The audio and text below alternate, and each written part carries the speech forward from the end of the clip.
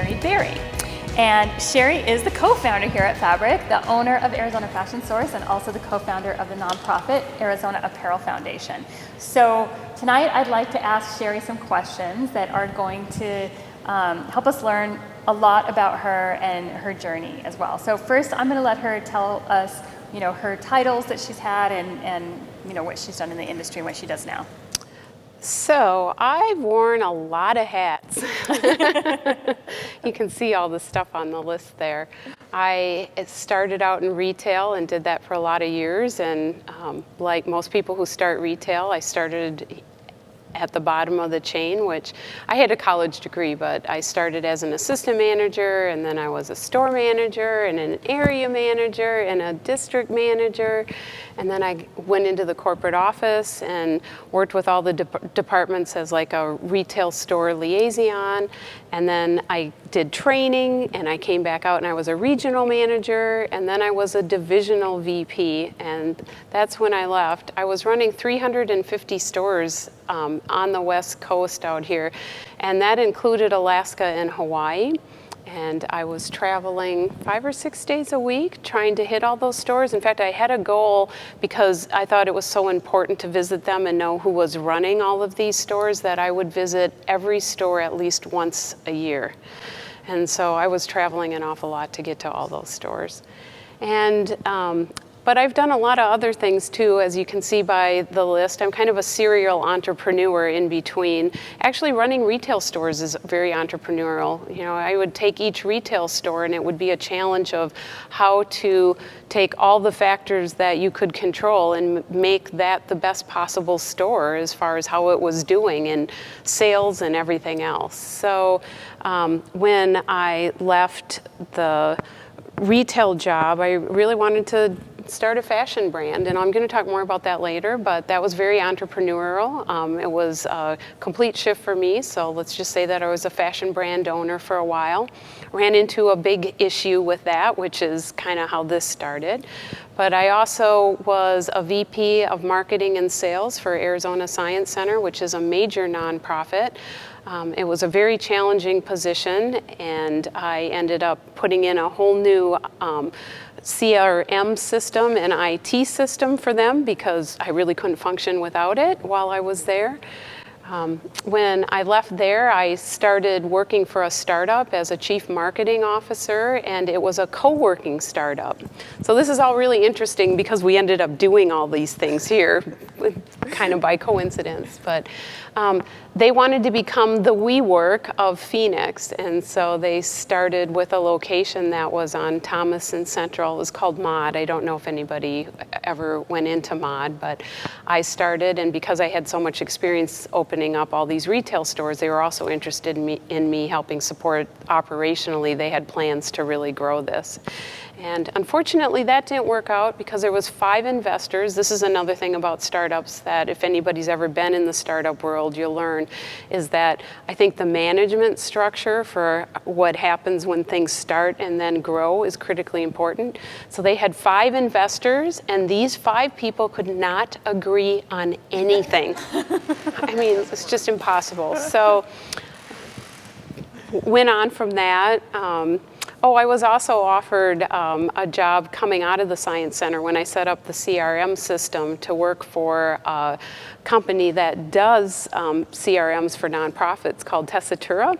And they asked me to sit on their board because when we put this system in the Science Center, it was so innovative that it kind of changed their company model. So they asked me to sit on the board. And then when I left the Science Center, they asked me if I would work for them. And it would have been a dream job. I mean, Tessitura has the largest book of nonprofit performing arts institutions in the world. So I would have gotten a chance to go to, these amazing art and cultural institutions across the globe. The problem was I would never see my husband, so he got chosen over the Tessitura job.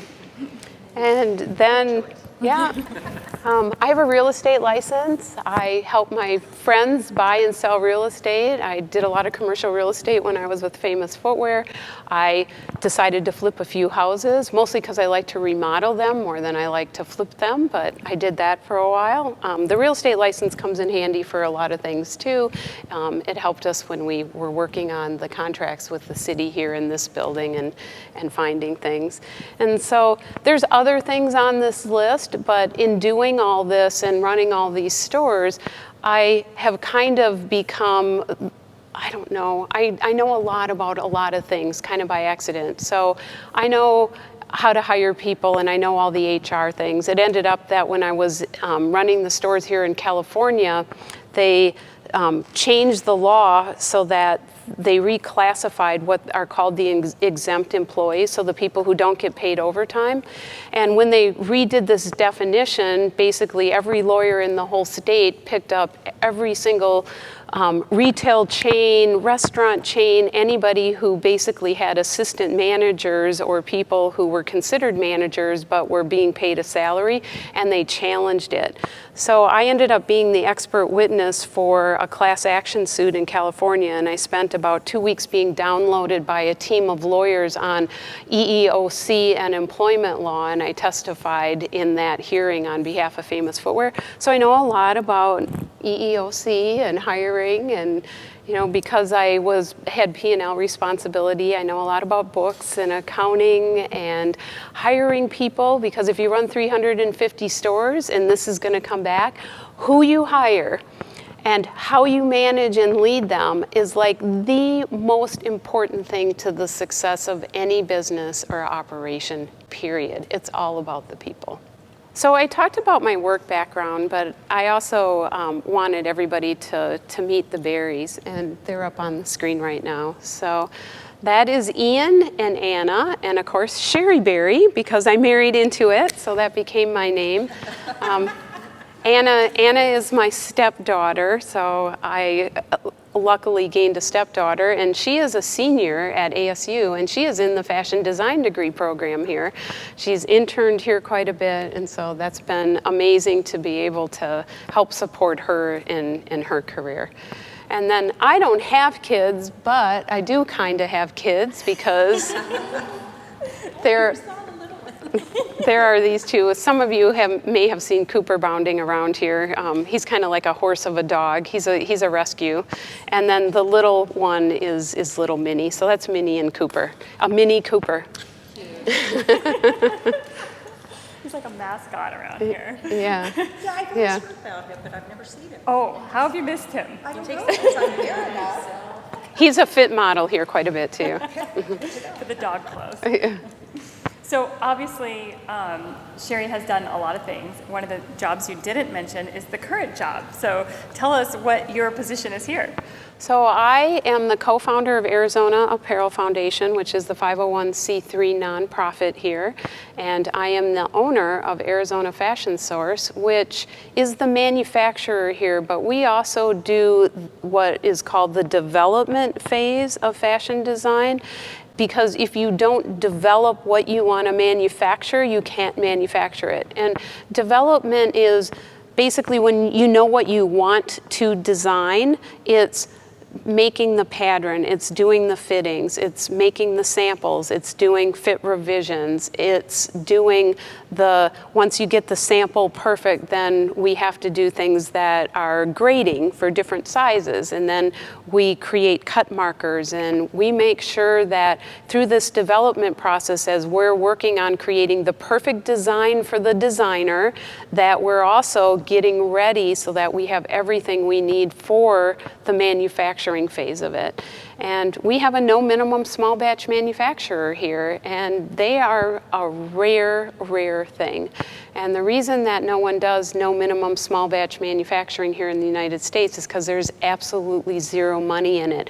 Doing small specialized batches where you are paying amazing people what they deserve to make to sew and offering benefits and everything else, it is really a cost prohibitive type of thing. And so we knew that we would not make money doing small batch manufacturing, but if we didn't offer it, there's no way that fashion brands could start and grow here. I mean, you can't start by making 1,000 pieces. You should start by making a very few number of pieces and test it and see what people think, and then get better and smarter about it, and then make a few more and sell those, and then get better and smarter about it and make a few more again, and then you can grow and scale a business properly. I mean, I really think what's wrong with the fashion industry right now is it forces people to make thousands of items cheaply, and you don't even know if you have a market that you can sell them to. And that's why we have so much waste in the industry. So the fact that this place exists and that you are running the manufacturing part of this and the ability to help all these people had to have been a passion for you.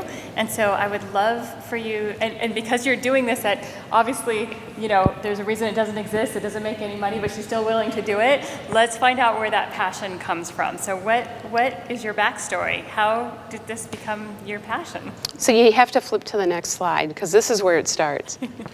What you see there is my twin sister and I. So when we were little, and then that's a picture from, obviously we have the 80s, 90s hairstyle, but I did those two pictures so that everybody could see really how much alike that we look.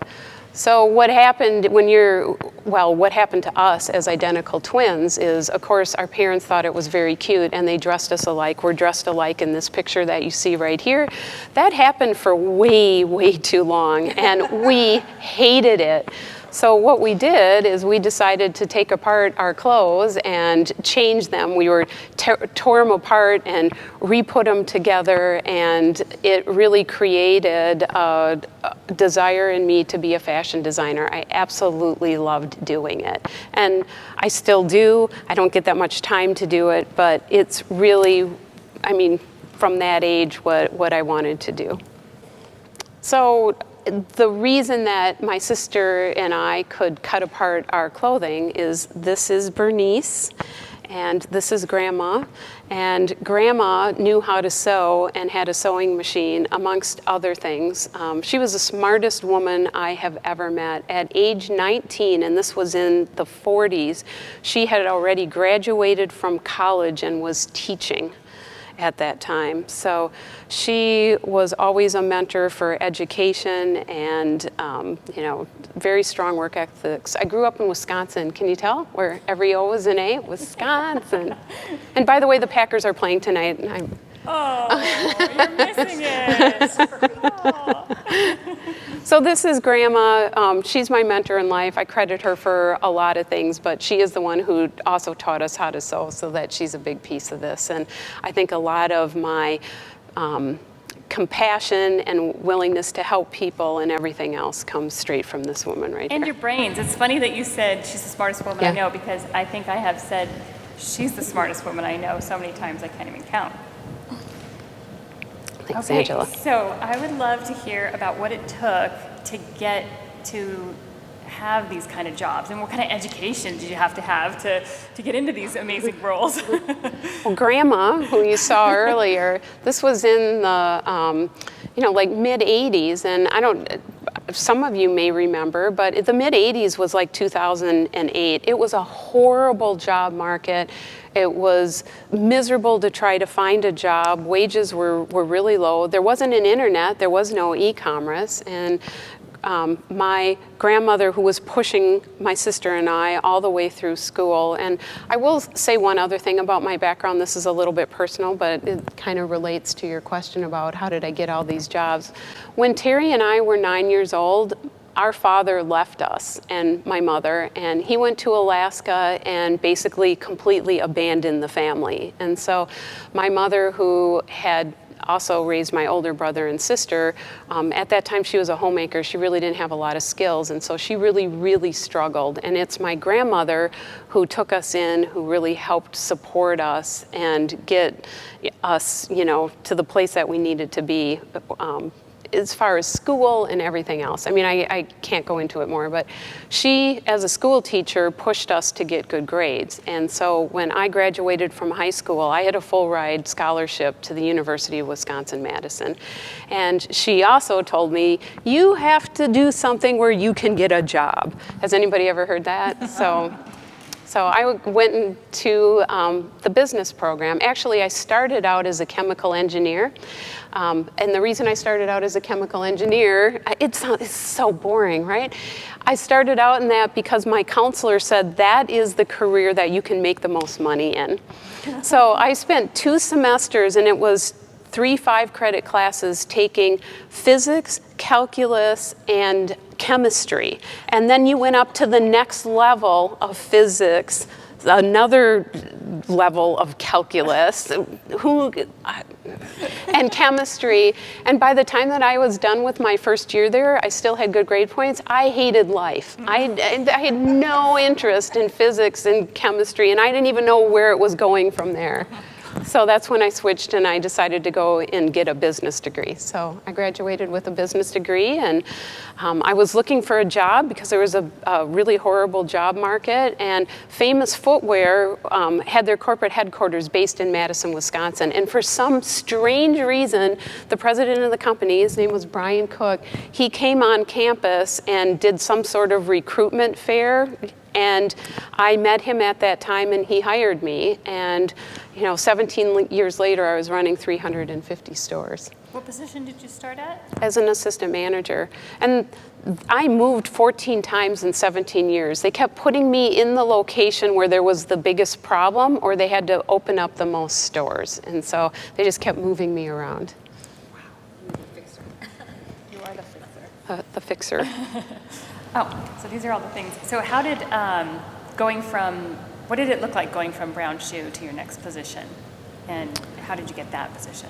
Well, I left because I was traveling 5 to 6 days a week, and I was just completely burnt out. But I had the opportunity because I had some stock options, and I got a severance package because I trained my mentor, and I left on my own terms. And I left, and that's when I decided to start my fashion brand. I'm like, I actually have the resources and time to do this. It's 17 years later, but I am going to start my fashion line. But at that time, I knew a lot about retail, but I didn't know anything about being a fashion designer. So I decided to do 2 things because I wanted to launch this fashion line. And the first one was I enrolled in the WP Carey School of Business to get my MBA. And the reason I did that is I knew I had a really scalable idea, and I wanted to know how you talk to investors and convince them to give you money. I wanted to know how I could write a business plan that an investor would even consider writing for me. I wanted to learn, just refresh my education on everything that I needed to know because it had been 17 years since I had been in school. And at the same time, kind of on a dual path, I spent 2 years learning everything I could about being a fashion designer, how to manufacture a product. Now, I didn't choose to go to design school because that wasn't part of the MBA program, but I did spend a lot of time seeking out who could help me with fashion, and that's when I met Angela. So Angela had obviously pulled the community together. She was the fashion matriarch of the city. In fact, the first time I met her, I joined FGI. I met her, which is Fashion Group International. And so I met Angela there and had heard about her, and actually I was scared to come up and meet her. I'm like, that's a real fashion designer. This is a long time ago.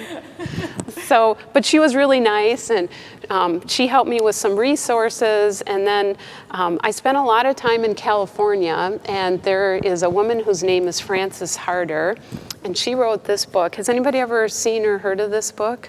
Okay.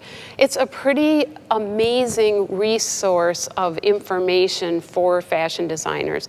It has a lot of what Angela covers in the consultation that she delivers, but Angela also offers the tech packs and everything else. But this has a lot of the same type of information about how to start a fashion brand and be successful with it. And she had a consultancy in Los Angeles at the California Mart called Fashion Business Incorporated, and she would consult and help designers who were trying to start brands who didn't go to school, learning everything they needed to launch a successful fashion brand. And so I learned a lot about that, and I wrote a business plan while I was doing my MBA program for my brand. I haven't really told too many people about my brand idea. So you guys get to hear what my brand idea was tonight. The brand, or the company's name, is Design Intoxication. There were really two brand labels, but the first label is what started the idea, and it's called Team Couture. Remember how I mentioned the Packers were playing tonight? Can anybody think maybe I'm a huge Packer fan? So I happen to love football. I actually like a lot of sports, but I, in particular, love football. And it's kind of my thing to go to a game. And I don't go out a lot or do a lot of things, but I like to watch sporting events. And I like to go out to do it because I like people cheering for my team. That makes me happy. And if they screw up, I like people feeling bad about it with me, so I'm not alone. And so I like to go out. And when I watch sporting events, I like to look cute. And if you are a woman, even though I know, because I've done research on it, that almost half of all NFL fans are women, believe it or not, there is nothing cute to wear. It is either boxy t-shirts. Now they do now make a few that are cut a little bit thinner, but they are ugly, cheap t-shirts. And I think a lot of times to make them look more female, they would just make them pink. You know, who wants to be in pink when you're a Green Bay fan?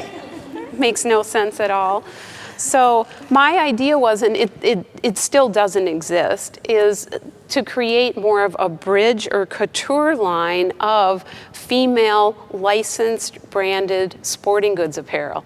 So imagine a really cute leather jacket that's white and it has gold and green on it. It has a fur collar. It fits like a bomber jacket, and it has the green emblem on the back, and you can go to the game in something that is like an heirloom amazing piece. And a whole bunch more. I mean, from scarves to hats to mittens, it is actually really cute, more couture bridge stuff. And I thought, if these are heirloom pieces, there are people who are gonna pay a lot of money for this kind of thing, because even vintage jerseys and stuff right now go for a lot. What if you could kind of have something that was that great? And so the brand is called Team Couture, and this is the business plan that I wrote for Team Couture. I don't know, it's about 60 pages long. I did this when, in fact, you can pull this up. So these were some of the style ideas. Oh, we went through all that. So these are some of the style ideas for the brand, you know, that were sketches that were drawn up. So the leather jacket's in Steeler colors because we were picking the sports teams that have the most fans, and the Steelers are up there, so they're on there. But I mean, some kind of concept ideas. And then a whole bunch of research that went into what the market would look like and all of the things that investors need so that they know that you have a good idea. So I have about 450 hours into this business plan. And what I got for that is, when you're in this business plan course at WP Carey, you have to present to a group of investors at the end of your class. And so I presented this. Everybody who's in the class has their project weighed. And oh, the other thing that I didn't tell you is most people went into groups in this class to create a business plan. Nobody wanted to be in my group, so I did it all alone. What? Yeah, so I did this alone, I presented alone, and the investors selected me as the winner. And I got funding for my brand out of that. So it was the most amazing thing. So I'm off to the races with my brand. And so go go start making patterns, and we were working off of block patterns. Does anybody know what a block pattern is? Or a sloper?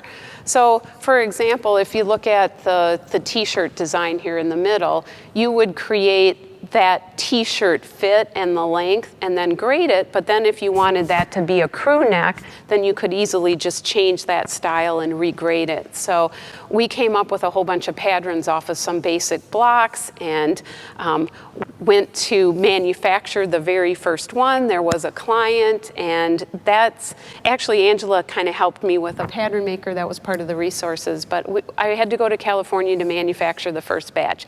And this was a client who ordered the product. I mean, as a new designer, I had a client who ordered product. This is an amazing thing, right?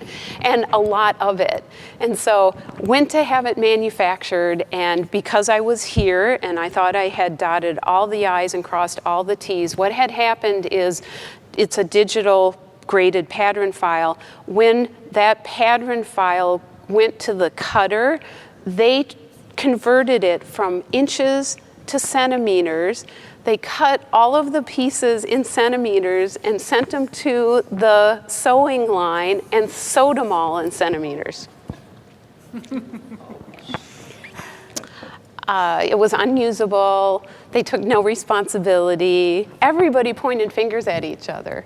I mean, they just pointed fingers at each other. And if I couldn't sue them. They threatened to sue me. So unless I paid them, I was going to be sued. And so I paid them, and I was no longer a design business, basically.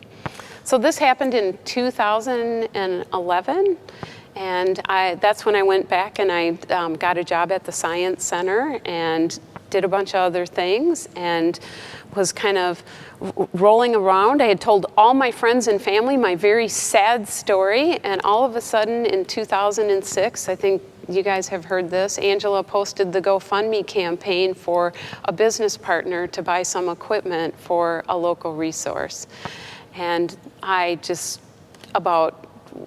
was ecstatic. I'm like, there could not be a better person to partner with to open up a fashion incubator than Angela. And I thought she just wanted to teach and consult. I had no idea that she was interested in buying equipment. But what we shared is both of us had the same issue with being able to manufacture here and meeting all of these people who had the same issue.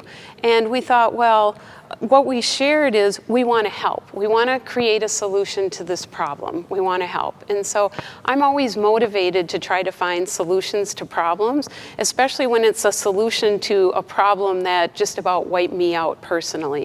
You know, they say that your successes are more built on your failures than anything else. So I'm like, I am really motivated to provide a solution. And if I can prevent what happened to me, which was devastating, I mean, in almost every way of my life, then that's going to give me a lot of reward.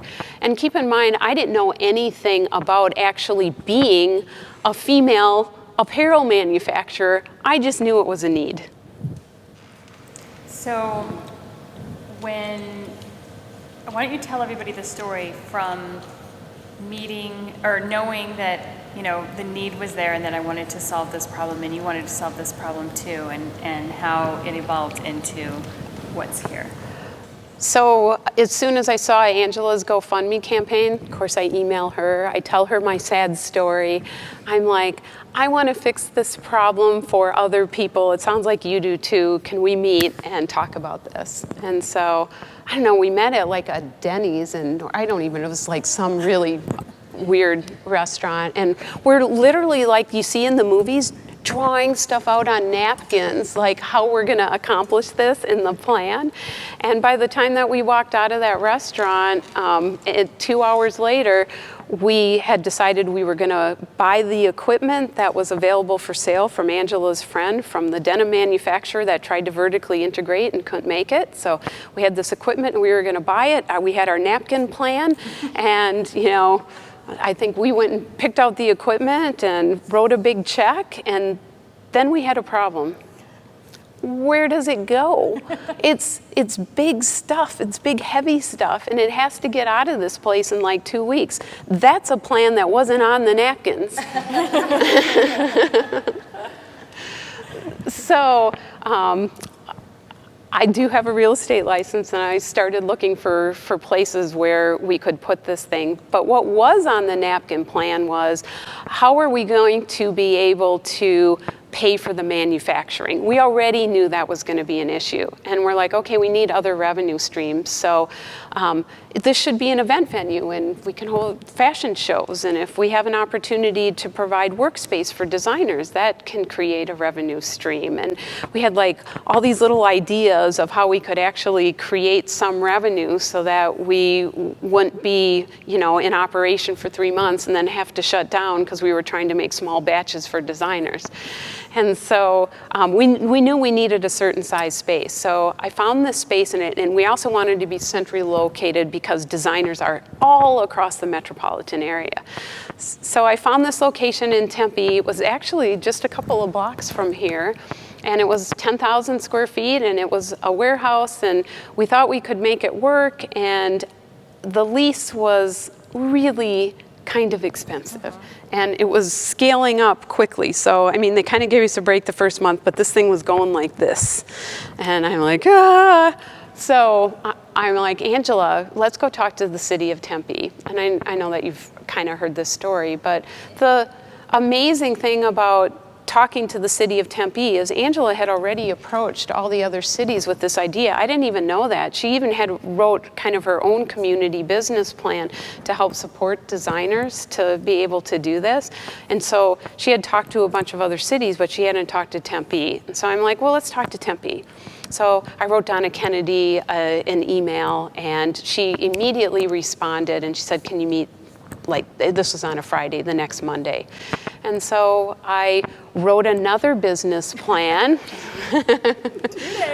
Started with hers, but I made a case for why a city should support, from an economic development standpoint, supporting a fashion incubator. And we got about 3/4 of the way through it, and Donna said, I know that building, let's take a walk. And she walked us from City Hall next door to here, and we walked in the building, and that was kind of the start of being able to operate here. However, a city just doesn't give you a building and hand you the keys. So in the 6 months that we were negotiating all the contracts and stuff to get in here, which is kind of why my background helped, because we formed the nonprofit, worked through all of these contracts in agreement with the city. We were in this little temporary space. Angela has a designer friend, and their parents happened to have this commercial building, and somebody had just moved out of the space. It's about 3,000 square feet. And we had initially decided, well, when this building became a possibility, should we just put it in storage? And I'm like, no, we can't put it in storage. We could actually be helping people. The sewing machines could be working, and we could be using it instead of storing it. It makes no sense to do that. So we put it in this little space in Mesa. So this was kind of our first little home, and we started there, and things started taking off. Where the learning comes involved for everybody else is, like I said, I had never been an apparel manufacturer, and I underestimated how hard it was. It was harder to lose my clothing brand. It was harder than losing the clothing brand and figuring that out. It was harder than running 350 retail stores in 13 states. And here is why, and I think this is the important thing when you're a fashion designer, if you think about this. There are the amount of steps, operations, and decisions that have to be involved in a development and manufacturing process for one particular sewn garment. You have no idea. It is literally thousands of things. And because you're building kind of in a layer, you start with a pattern, and then that pattern gets graded, and then you have to cut that pattern, and then you sew it. If something goes wrong, just a little thing, like here, and you don't notice it until it's sewn and you're making multiples, you have something that is a very, very expensive, awful mistake That happened to us quite a bit. And because I didn't want what happened to me as a designer to happen to anybody else, we ate a lot of mistakes, and a lot of them were very expensive. I'll give you a couple of examples.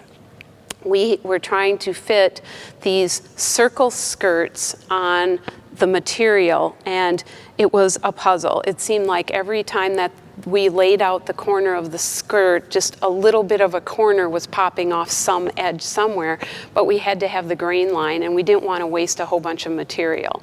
So we're playing, and this is done digitally, right? It's called a marker, and the yield is how much you're getting out of your pattern pieces versus what's waste. And so ideally you want to be at about 83% or 82% so that your cutoff waste is a really small percent.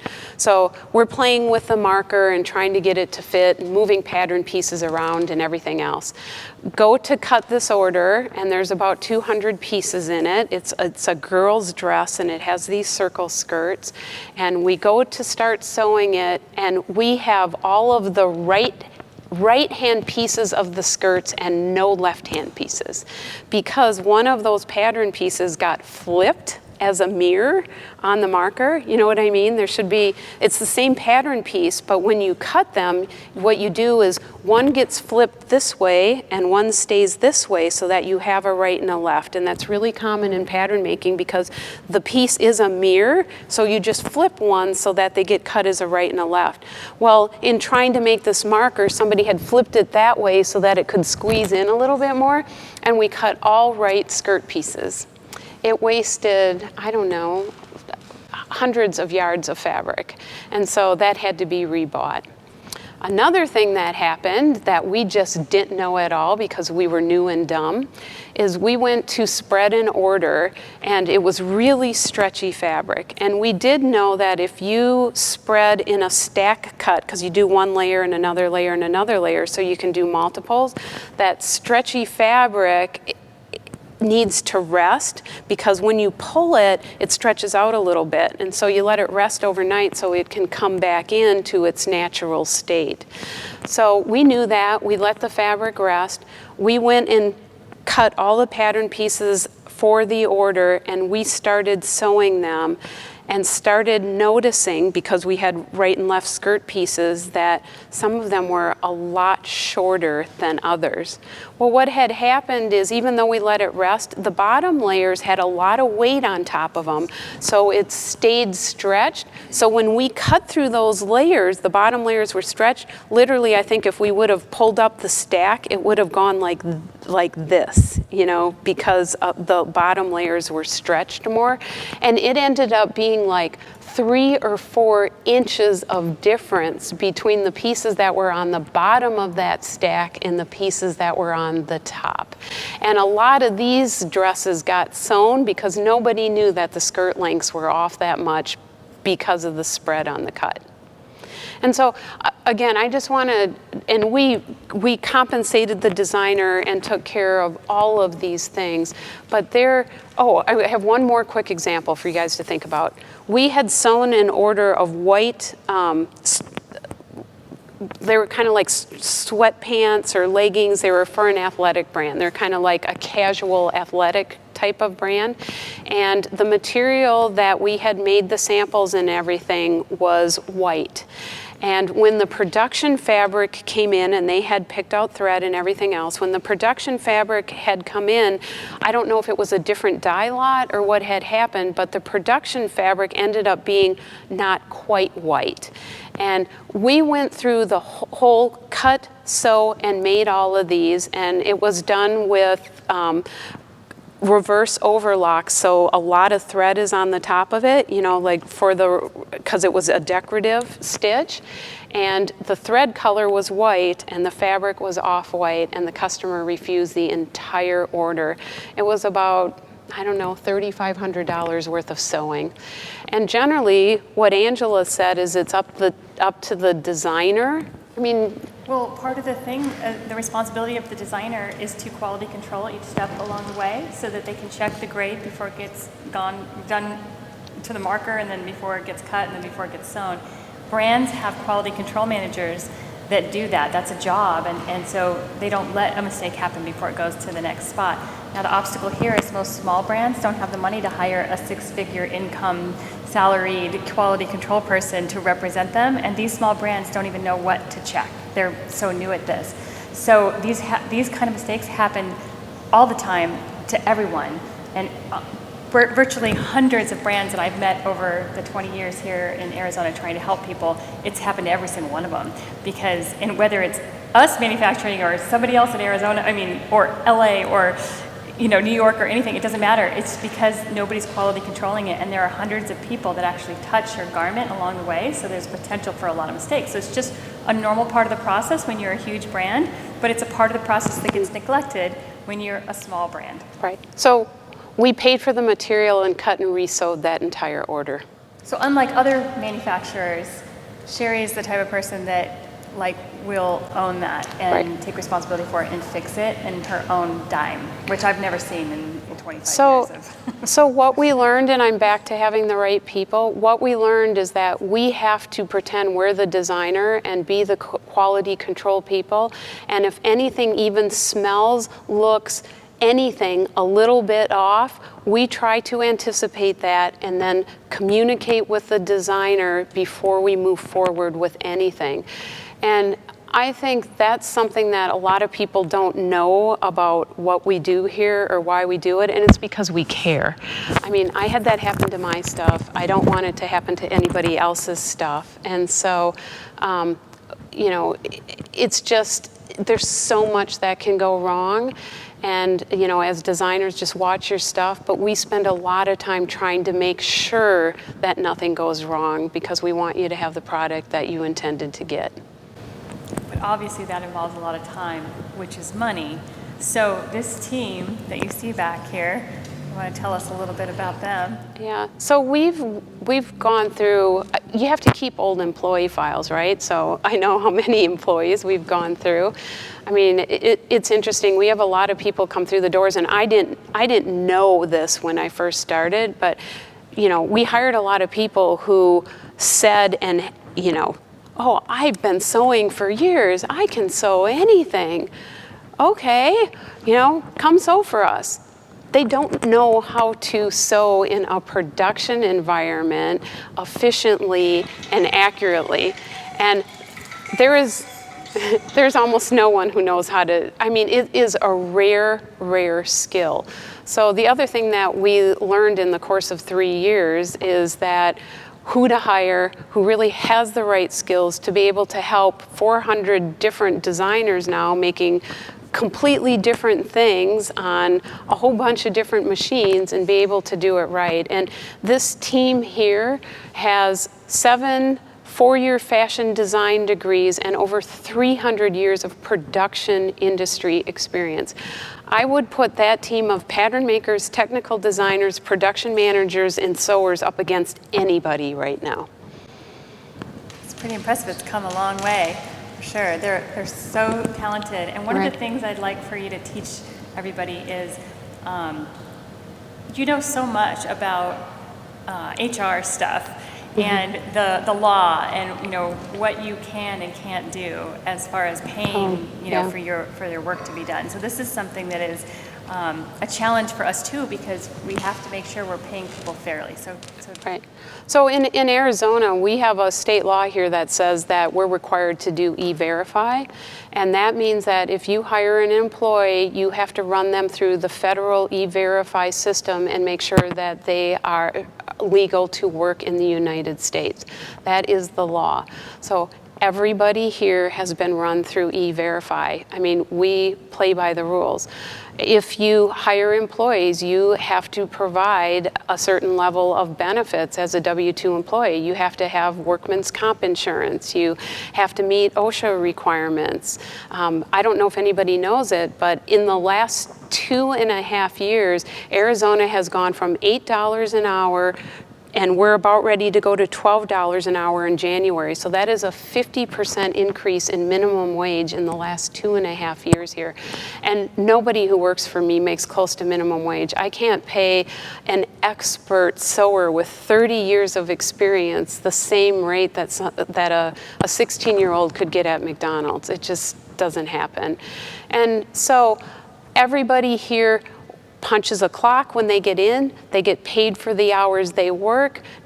If they work overtime, they get paid for their overtime hours. This is a beautiful environment. People can get up if they need to. They can take breaks. I mean, this is a wonderful workplace. We involve them in the design decisions and everything else.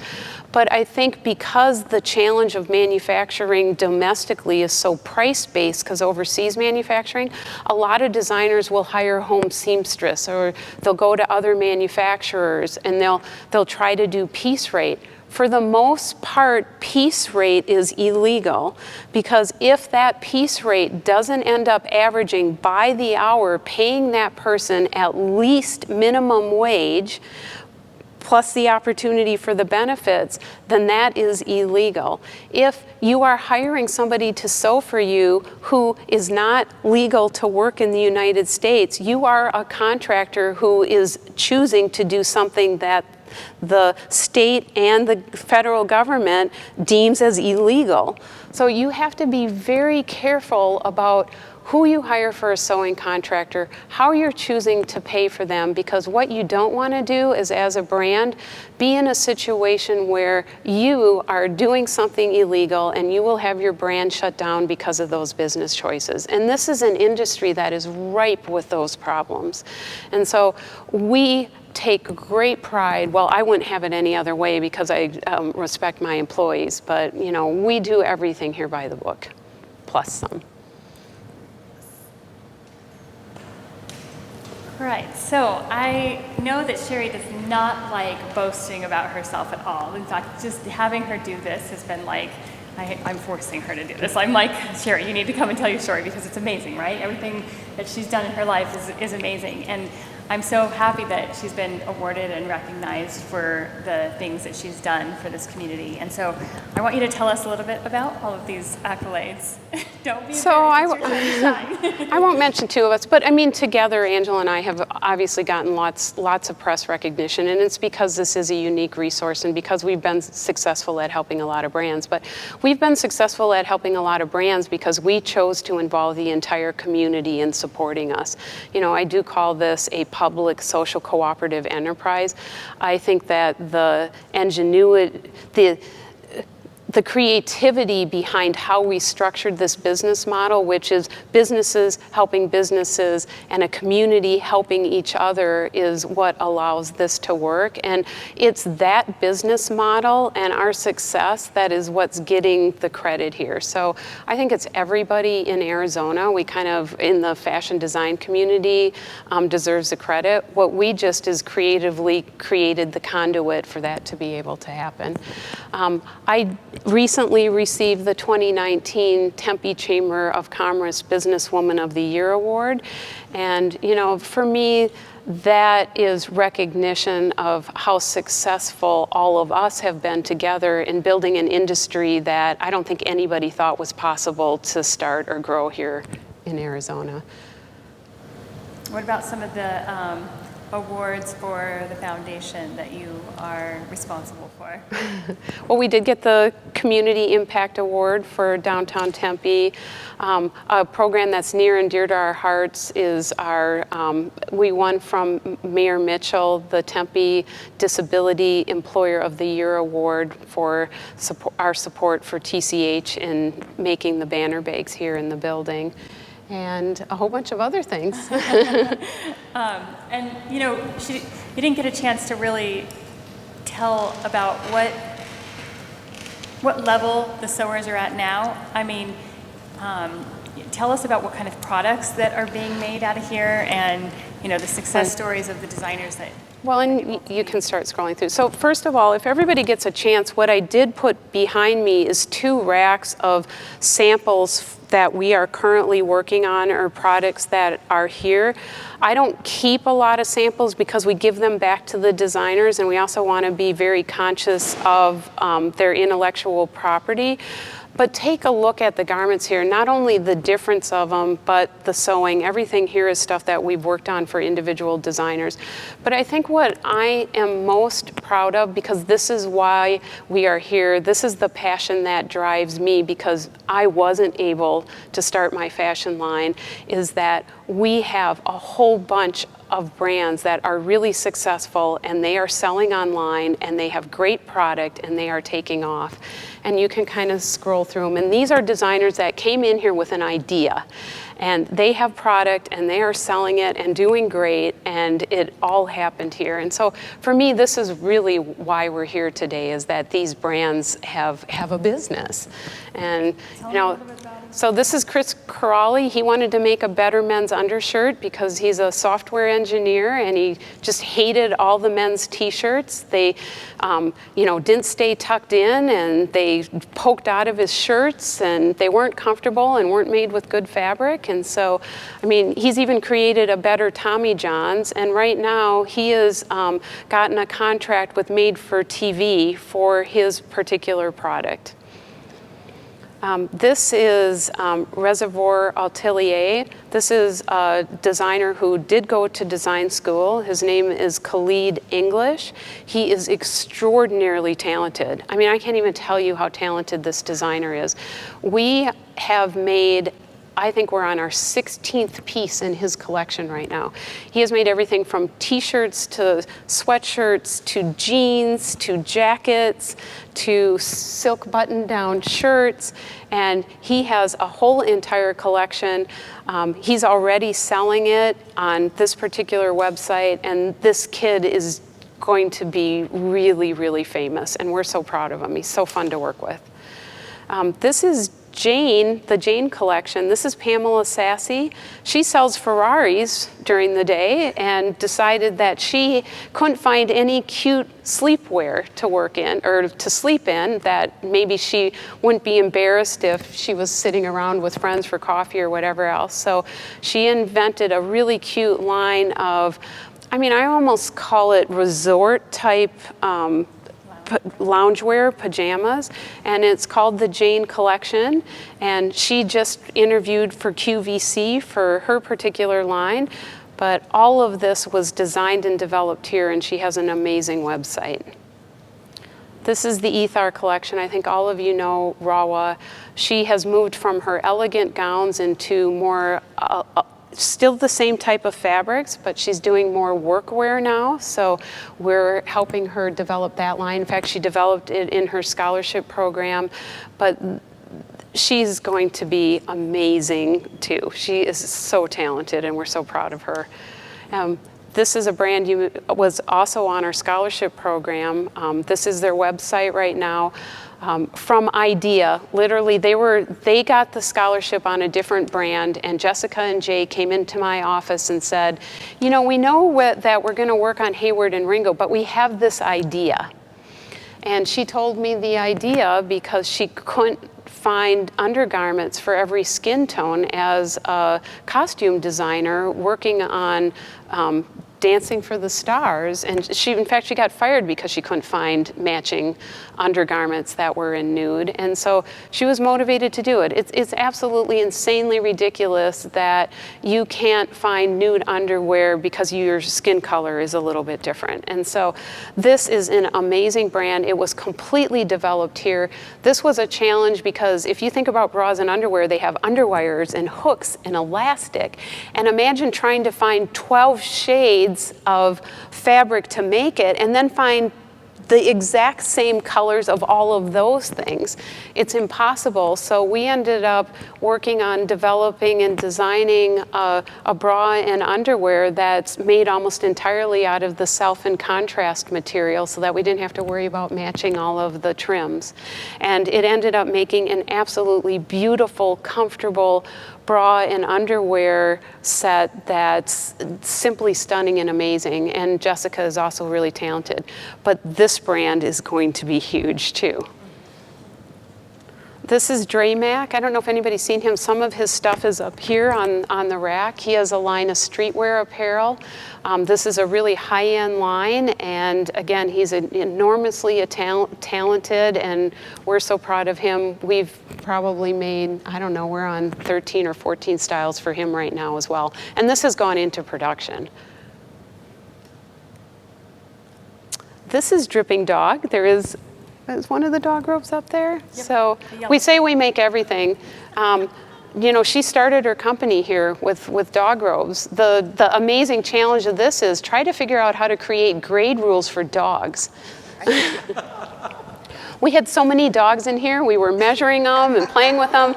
You know, their heads don't grow as much as their bodies do, and you know, figuring out grades for these dogs was, you know, just incredibly fun and challenging. And so we're really proud of Sherri. We're on, I think, our 14th or 15th production run for her right now. She keeps selling out of her dog robes. And this is Cotton Chicks. So she actually started making her styles from scratch here as well. And this is a subscription service. You know how if you go to your house and you can buy styles and designs? So she was raised on a cotton farm here in Arizona, and so she loves organic cotton clothes and really wanted to create this line that was made with beautiful organic cotton, but it was pretty and beautiful clothing too. And her revenue model is that this is sold at parties at home. And so this is Cotton Chicks, and she has a whole line of clothes, and she's doing really well as well. And this brand, just because we do everything here, I think a lot of people don't think we do products. These are scrunchies. We also do handbags and duffel bags and medical inventions and anything that somebody wants to help launch a business out of. We're game to help them. That's what we do here. You know, we may call ourselves, you know, a fashion design incubator, but what we do is we help people grow businesses here. It just happens that they're making sewn products. So we are making as many scrunchies as we can possibly make. She has a blow dry bar in Nashville, and they're like the high-end one. In fact, they've become an iconic brand in Nashville. So she wanted to start selling branded accessories because everybody loved her brand. And so she started making scrunchies, and like I said, we just cannot make enough of these for her right now. And I think that's it. Yeah. Great. Okay. So, I just want to say, is there anything else that we haven't talked about that you think you might want to share that maybe we skipped over anything first? Well, a couple of things. One is, don't be afraid to start a business. Don't be afraid to fail, but get lots of help. You know, and do it right. I mean, it's expensive to do it right, but make sure that you're spending the time in the design and development process, because the littlest detail can really make a lot more expensive mistake down the line. It happened to me. I've seen it happen in our production facility, so just spend the time to do it. And I think the other thing that I just, well, there's two things. One is, I don't think we'd be in this building if the economic development director for the city of Tempe was a woman. I know there's some guys here, but I just don't think we would be here if that wasn't the case. And for most of you in the room who are women, Angela and I are sitting here, and we're female design incubator manufacturer owners. And, we're not stopping here. As we continue to find obstacles for designers or cure obstacles for designers, I guess this is the point that I want to make. What we do here is we try to make sure that any obstacle that an emerging designer or brand would come across, that we find a solution for here in the building. And I think in doing that, in this unique model, and the way that we've found to be able to do it, because we couldn't do it all ourselves, has become obvious to Angela and I that we're here to solve a bigger problem. And when I say a bigger problem, we're talking about a $2 trillion global industry that is in major disruption because it's unsustainably overproducing. And we can fix that. And the solution is kind of right here in this building, added on with a lot more systems and technology, and we would love to be able to have a world where it goes back to the small emerging designers and gets taken from the big brands that are polluting our planet and overproducing. And we want to find a solution for that, and because we're women, that isn't stopping us, right? Right. So I just kind of want to encourage all of you in that way as well. Well, Sherri is amazing, right? I mean, let's give her a big round of applause. This place